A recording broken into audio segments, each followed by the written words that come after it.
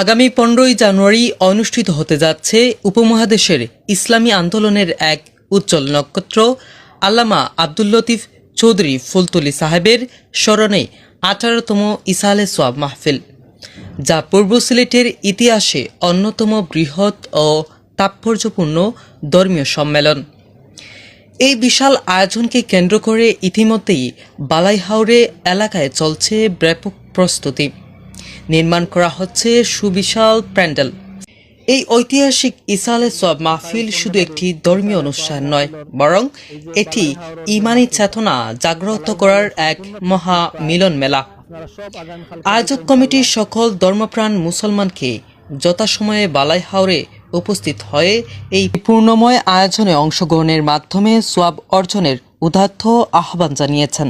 আগামীকালকে যে ইসালে সোয়াব মাহফিল আপনারা যারা আইবা, আপনারা রাস্তাঘাটে আপনারা কেউ দাঁড়াইবা না, কারণ ও দেখা একটা সংকেত দেওয়া হয়েছে যে রাস্তাঘাটে যদি আপনারা দাঁড়াইন তাহলে এত বেশি মানুষ হয় যে মানুষের ধাক্কায় আপনি খইজের থাকি খই যাইবা, এর লাগে আপনারা সবসময় আড়াত থাকবা, কোনোখানো দাঁড়াইবা না ইনশাল্লাহ। আর ওর সামনে একবারে মাহফিল বালাই হওয়ার সম্পূর্ণ প্রস্তুত, আপনারা সব খালি আগামীকালকে আইতা ইনশাল্লাহ। এই যে স্টেজের যে এরিয়া আছে, আপনারা কেউ দয়া করে স্টেজের এরিয়ার ভিতরে কেউ প্রবেশ করার চিন্তা করবা না। আপনারা মাহফিলের সৌন্দর্যতা রক্ষার্থে আপনারা স্টেজের ভিতরে কেউ হামানির চেষ্টা করবা না, স্টেজের বাড়া আপনারা থাকবা। মাহফিলে হওয়ার পরে আমরা মাদ্রাসার একজন টিচার পাইছি, ভাইয়ের নাম আহমদ আল মঞ্জুর। বাইরের কাছ থেকে কিছু জিনিস জানবো যে এই ইসালে সব মাহফিল হওয়ার পরে আপনারা কিরকম চলাফেরা করতে বা ইসালে সব মাহফিল আপনারা কিরকম সাজাইছেন, এবং আমার দর্শক হলে আপনি উদ্দেশ্য করি আগামী কালকের ব্যাপারে আপনার কিছু কইবা ইনশাল্লাহ। আসসালামু আলাইকুম, আশা করি ভালো আছেন। আপনাদেরকে ধন্যবাদ। শামসুল উলামা আল্লামা ফুলতলি সাহেব কিবলা রহমতুল্লাহ আলাইহির 18তম ইসালে সোয়াব মাহফিল আগামীকাল 15 জানুয়ারি অনুষ্ঠিত হবে ফুলতলি সাহেব বাড়ি সংলগ্ন এই ঐতিহাসিক বালাইহার মাঠে।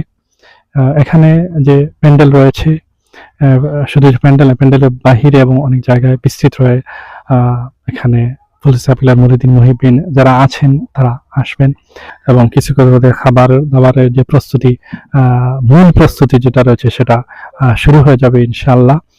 আর বিভিন্ন পার্কিং স্পট যেগুলো আছে সেই পার্কিং গুলো সম্পন্ন হয়েছে এবং পার্কিং এর প্রস্তুতি শেষ হচ্ছে। সব কিছু মিলিয়ে যে প্রস্তুতি মোটামুটি সম্ভব হয়েছে, এবং এখানে আইন শৃঙ্খলা বাহিনীর বিভিন্ন দাপ রয়েছে, স্বেচ্ছাসেবক, আনসার, পুলিশ বাহিনীর বিভিন্ন দাপ রয়েছে, এবং এই ফুলতলি সাহেব বাড়ি থেকে নিয়ে সিলেট পর্যন্ত তাদের যে নিরাপত্তার যে পদক্ষেপ রয়েছে সেটা আমরা ইতিমধ্যেই দেখেছি যে তারা বলেছেন, আমাদেরকে আশ্বস্ত করেছেন যে তারা নিরাপত্তার ব্যাপারে গেলবারের চেয়ে এবার